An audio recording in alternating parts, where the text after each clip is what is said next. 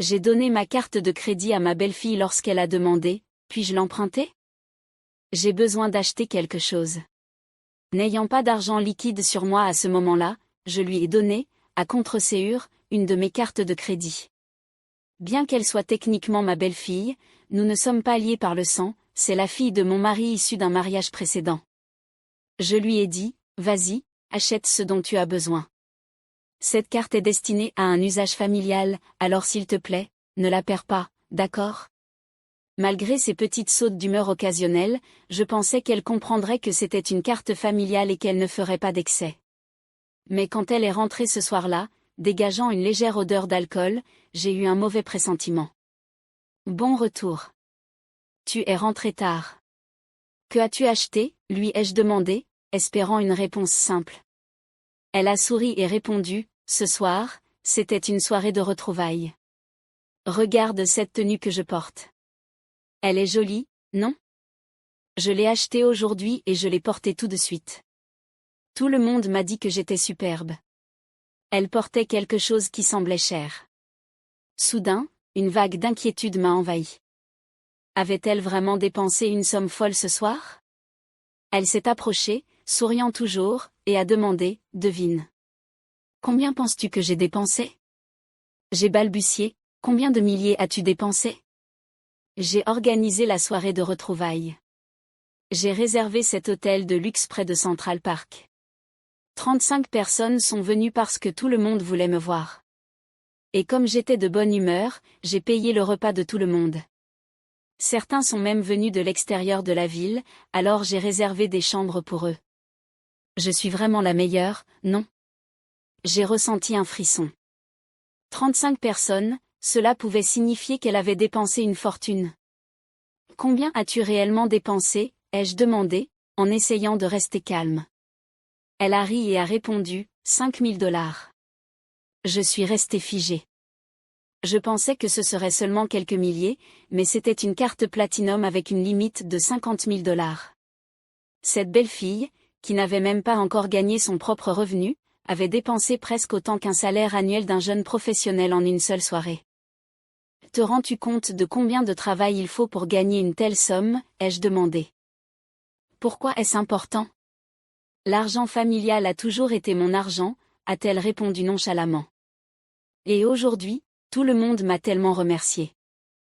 Il remerciait seulement ton argent, pas toi, ai-je rétorqué, en contenant difficilement ma frustration.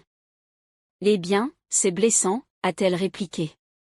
De toute façon, Alice, tu es clairement la plus riche de la famille maintenant. Je suppose que je peux compter sur toi à l'avenir.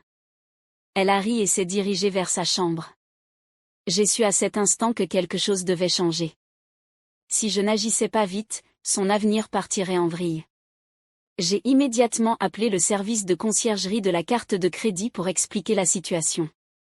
J'allais mettre un terme à tout cela, une bonne fois pour toutes. Le mois suivant, ma belle-fille, Émilie, était inhabituellement silencieuse. Apparemment, quelques invités de la soirée de retrouvailles l'avaient critiquée pour son comportement ostentatoire et avaient même coupé les ponts avec elle. Pour qui se prend elle, à jeter l'argent par les fenêtres comme ça, aurait dit l'un d'eux.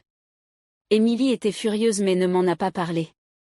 Au moins, certains de ses amis avaient assez de bon sens pour voir clair dans son comportement. Un jour, elle est revenue me voir avec un sourire narquois. Alice, puis-je emprunter la carte à nouveau ? Mes amis et moi prévoyons un séjour au spa. Cette fois, elle a agité la main comme si ce n'était pas grave. Oh, cette carte ? Je l'ai annulée il y a un mois. Et au fait, je t'ai retiré de ma tutelle légale. Quoi ? Que veux-tu dire ? Émilie me regardait, complètement abasourdie. J'ai annulé la carte après que tu as dépensé 5 000 $ en une nuit. Je savais que je devais reprendre le contrôle. Là attends, quoi ? A-t-elle crié. Comment suis-je censé payer les dépenses de l'hôtel ? Je réglerai moi-même la facture, mais tu devras me rembourser intégralement les 5 000 $ au complet. Ce n'est pas juste, a-t-elle crié. C'était une carte familiale. Je peux la dépenser si je veux, a-t-elle répliqué. Tu sembles penser qu'il n'y a pas de limite à ce que tu peux dépenser, mais 5 000 $, ce n'est pas une dépense normale. Mon argent n'est pas ton argent, et tu vas bientôt l'apprendre. Comment sais-tu que c'était moi? Tu n'as aucune preuve. Crois-moi, j'en ai. Les hôtels de luxe se souviennent toujours lorsqu'une jeune femme arrive avec un groupe et dépense de l'argent sans compter. De plus, j'ai déjà arrangé le paiement de l'hôtel directement, et tu me rembourseras intégralement. Le style de vie dont tu as profité est terminé, Émilie. Je veux que tu trouves un travail et que tu me rembourses chaque centime. Quoi? Je n'ai pas besoin de travailler. Je demanderai ça à papa. Ton père et moi avons demandé le divorce, et j'ai également annulé la tutelle légale, donc nous ne sommes plus légalement liés. Quoi? Pourquoi personne ne m'a rien dit? Où est papa? Il se cache des créanciers, dis-je. Il s'avère qu'il est endetté depuis des années, utilisant l'argent des autres pour maintenir une image d'homme d'affaires prospère. Il bouge d'un endroit à l'autre chez des amis pour éviter les collecteurs de dettes. Le visage d'Émilie devint livide. Nous ne sommes pas une famille riche, Émilie. On m'a menti, tout comme toi. Tu as grandi en pensant que tu étais spéciale, mais ce n'était qu'un fantasme. Il est temps de grandir. Tu commenceras à me rembourser dès maintenant. Ce n'est pas juste, cria-t-elle. Les mamans ne demandent généralement pas à leurs filles de les rembourser. Je ne suis plus ta mère légale, Émilie.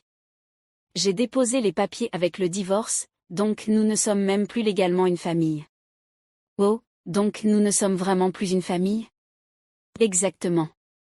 Mais tu peux quand même me rembourser comme le ferait n'importe quel adulte pour de l'argent emprunté, et j'espère que tu prendras cela comme une opportunité pour apprendre la responsabilité. Ce n'est pas juste. Je voulais être comme ces célébrités d'Instagram, dit-elle. Alors peut-être est-il temps de travailler pour cela par toi-même. Tu peux toujours essayer le mannequinat ou passer des auditions si c'est vraiment ce que tu veux. Mais tu devras le faire sans compter sur l'argent de quelqu'un d'autre. Après le divorce, j'ai quitté la maison, coupant tous les liens avec son père et notre ancienne vie. J'ai trouvé un petit appartement où je pouvais repartir à zéro. Maintenant, je prévois d'ouvrir mon propre café à chat ou un bar accueillant les animaux, mon rêve original avant tout cela. Quant à Émilie, la dernière fois que j'ai entendu parler d'elle, elle commençait son tout premier emploi, peinant à s'adapter et apprenant lentement la valeur de l'argent. Émilie a pris son premier emploi dans une supérette, et la réalité l'a frappée de plein fouet. Elle rentrait épuisée, se plaignant des longues heures et des clients difficiles. Mais malgré sa frustration, j'ai remarqué un changement en elle, un soupçon de résilience que je n'avais jamais vu auparavant. Elle commençait enfin à comprendre ce que signifiait travailler pour quelque chose. Peu après, elle a essayé de postuler dans une boutique plus chic, mais son entretien n'a pas été concluant. Elle a enchaîné différents emplois pendant des mois, d'un café à un fast-food, et chacun lui a appris de nouvelles leçons sur la patience. Les luxes qu'elle considérait autrefois comme acquis étaient désormais hors de portée. Pourtant, avec chaque salaire, elle me remettait une petite somme, réduisant lentement sa dette. Je savais que je ne récupérerais probablement jamais la totalité, mais je voulais qu'elle ressente le poids de la responsabilité. De mon côté, j'ai commencé à réaliser mon rêve. J'ai obtenu un petit prêt, trouvé l'emplacement parfait pour mon café à chat et commencé les rénovations. À chaque étape, je ressentais un sentiment de satisfaction et d'accomplissement que je n'avais pas connu depuis des années. Quand Émilie vient me rendre visite, il y a une pointe d'humilité dans sa voix, un sourire sincère et une approche plus douce. Elle a même mentionné son envie de construire quelque chose de plus stable, peut-être s'inscrire à l'université à temps partiel. Cela a pris du temps et beaucoup de peine, mais je crois qu'elle trouve enfin sa voie. Et pour la première fois, je suis fière pas seulement d'elle, mais aussi de moi. Le chemin a été douloureux, mais au final, nous avons toutes les deux appris à construire nos vies selon nos propres termes, et nous avons enfin compris ce que cela signifiait de se tenir debout sur ses propres pieds. Mon café à chat est devenu un petit havre dans la communauté, un endroit accueillant où les gens peuvent se détendre et se connecter avec les chats que nous sauvons. C'était gratifiant de créer un espace qui apportait du réconfort aux autres et aidait des animaux dans le besoin. Émilie venait parfois le week-end, m'aidant au café, nourrissant les chats ou discutant avec les clients. Elle s'était même fait quelques amis parmi les habitués, et je voyais sa confiance grandir doucement. Nous avions toujours nos différences, et les blessures du passé n'avaient pas complètement disparu, mais il y avait un nouveau respect entre nous, née de leçons difficiles et d'une compréhension acquise. Notre relation n'était pas traditionnelle et n'était pas toujours facile, mais elle nous appartenait, et peut-être que cela suffisait. Au fil du temps, Émilie a déménagé, trouvé un petit appartement et a continué à subvenir à ses besoins. Elle s'est inscrite à un diplôme universitaire à temps partiel en commerce, ce qui m'a surpris mais aussi réjoui. Elle m'a dit un jour, avec un léger sourire, qu'elle voulait être son propre patron un jour, tout comme moi. Je savais qu'elle avait encore un long chemin à parcourir, mais pour la première fois, j'ai cru qu'elle pouvait vraiment y arriver seule. La regarder évoluer m'a apporté un sentiment de clôture. Ce n'avait pas été un voyage facile pour l'une ou l'autre d'entre nous, mais nous avions toutes les deux trouvé nos chemins, et j'ai réalisé que parfois, la famille n'est pas une question de lien de sang, mais de leçons partagées, de croissance et de respect. Émilie était devenue sa propre personne, et moi aussi. Alors que je regardais autour de mon café, rempli de rires, de compagnonnage et des ronronnements de chats heureux, je me sentais en paix. Nous avions parcouru un long chemin, et pour la première fois depuis des années, je me sentais vraiment chez moi dans ma vie. À mesure que le café gagnait en popularité, j'ai réalisé que construire quelque chose de significatif était plus gratifiant que tout gain financier. Les gens se connectaient ici autour de plaisirs simples, et j'avais enfin l'impression d'avoir créé un endroit qui reflétait vraiment qui j'étais.